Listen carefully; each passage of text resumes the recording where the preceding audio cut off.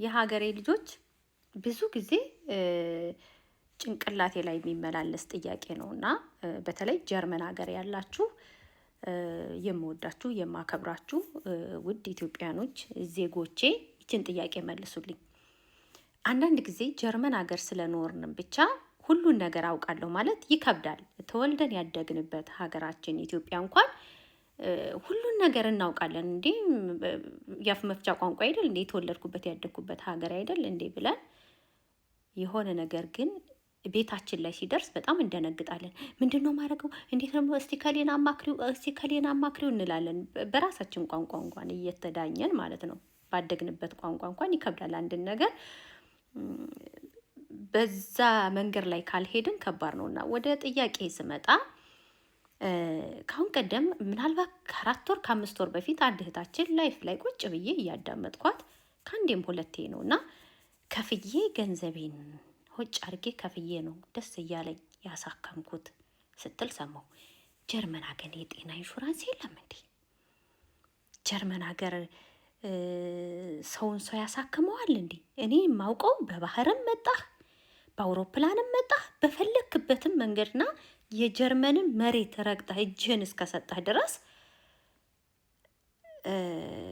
እንደው ተደብቀህ ጫካ ከተቀመጥከው ደግሞ ጫካ ከተቀመጥክስ እንዴት ሐኪም ቤት መሄድ ትችላለህ? ያለ ምንም ነገር ግን ጀርመን ሀገር እጅህን ከሰጠህባት ጀምሮ ማንኛውም ዜጋ ስራም ያለው ስራም የሌለው የጤና ኢንሹራንስ አለው፣ የጤና መድህን አለው። ጀርመን በጣም ከምወድላት በጣም እንድወደው ከሚያደርገኝ አንዱ ማንም ሰው የሕክምና አገልግሎት የማግኘት መብት አለው። መንግስት ይከፍላል። መንግስት የሚከፍለው ደግሞ ሕክምና ውድ ስለሆነ ነው። ያ ሰው ደግሞ ገና ስራ ከሌለው ምንም ከሌለው ሰው የታባቱ ይሙት ስለማይል መንግስት ቅድሚያ ለሰው ስለሚሰጥ በኋላ ላይ ለመክፈል ውድ ስለሚሆንበት ለማንኛውም የሰው ልጅ ክቡር ለሰው ልጅ ለሆነ ሁሉ የጤና ኢንሹራንስ እንደሚሰጥ ነው የማውቀው። የጀርመን መንግስት ስራ ላላቸው ራሳቸው ሊከፍሉ፣ ስራ የሌላቸው መንግስት እንደሚከፍልላቸው ወይ ጆብ ሴንተር ወይ የሶሻል አካል እንደሚከፍልላቸው ነው የማውቀው። ኢቭን እንሰሶች እንኳን አላቸው። እንዴት ልትከፍል ቻለች? ለምን?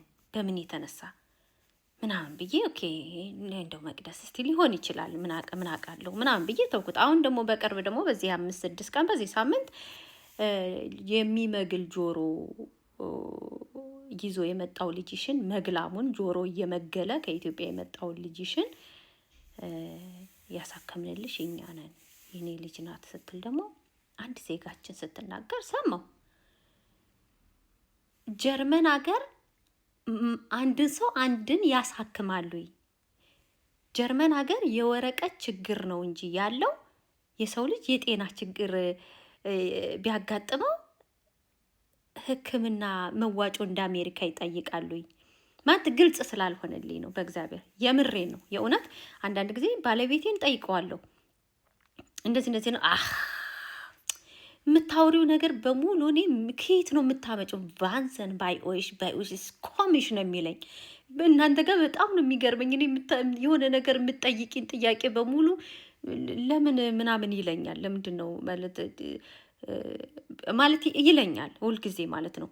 ባለቤቴ ነው የማያውቀው። ደግሞ አንዳንድ ሰው ጀርመኖች ሁሉ እኮ አያውቁም ሲሉ ደግሞ እሰማለሁ። ኦኬ ጀርመኖች ሁሉ አያውቁም ስለሚሉ ምናልባት ከማያውቀው ጀርመን ብዬ ልመድበው እልና እተዋለሁ ባለቤቴን ትቼ የስራ ባልደረቦቼንም እኔም ደግሞ ህጉን እስከማውቀው ድረስ ሳጠና ሶሻል ሚዲያ ላይ የምሰማቸው ነገሮች ፍጹም ጀርመን ሀገር የሌሉ ህጎች ናቸው ነው ወይስ እንደ ቡንደስላንዱ ወይ እንደ ክልሉ ይለያያል? እኔ አሁን የባየርን ክልል ነኝ ያለሁት።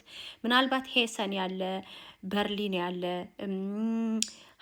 ሃምቡርግ ያለ ወይ ደግሞ ዛክሰን ያለ ኒደር ዛክሰን ያለ ምናምን ብቻ በየቦታው ወደ ኡልምም አካባቢ ያላችሁ ወደ ኬልን ነው ምናምን ወደ ብሪመን ምናምን በየቦታው ያላችሁ ሰዎች ህጉ ይለያያል ወይስ እንዴት ነው?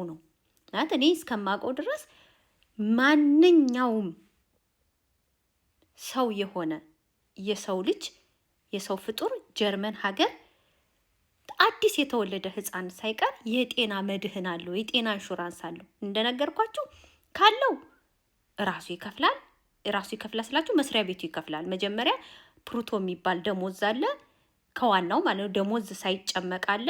ከዛ ላይ አንድ ሰው 3000 የሚከፈለው ከሆነ በወር የጤና ኢንሹራንስ ይቆረጣል፣ ቀረጥ የስራ ግብር ይቆረጣል፣ ከዛም በኋላ ጡረታ ይቆረጣል፣ ከዛን ምናምን እያለጭ ካቶሊክ ከሆነ የቤተ ክርስቲያን ምናምን ይቆረጣል። ከዛ ጭምቅ ብሎ ደግሞ ኔቶ የተጣራ ወደ አካውንታችን የሚመጣው ኢቭን እዛው መስሪያ ቤታችን ነው የሚከፍለው። ስራ ከሌለን ወረቀት ከሌለን ተማሪ ከሆን ኬዛችን ካልታየ ከዚች አገር ውጡ ተብለን ወይ እጃችንን ይዘን አንጠልጥለው ኢትዮጵያ ዲፖርት እስከምናደርግባት ድረስ ግን ለምግባችን ለመጠለያችን እና ለጤና ኢንሹራንሳችን መንግስት ነው የሚከፍለው። እና እንዴት ነው አንድ ሰው አንድን የሚያሳክመው? ማንን ነው የሚያሳክመው? የሆነ ብዙ ነገር በቃ እንደዚህ ረድቸው አርጌለት ገንዘብ ሰጥቸው ምናምን ሲሉ ኢቭን እንኳን የሆነ ነገር ስራ ሳይኖራችሁ ክስ ቢመጣላችሁ መንግስት ጠበቃ ያቆምላችኋል። መንግስት እንዲከራከርላችሁ ያደርጋችኋል። ማለት አንዳንዴ ግራ እየገባኝ ነው። እስቲ ያስረዱኝ የሀገሬ ልጆች፣ እንደ ክልሉ ይለያያል ወይስ አላቅም? ግራ እየገባኝ ነው። እስቲ ንገሩኝ የምታውቁ ካላችሁ።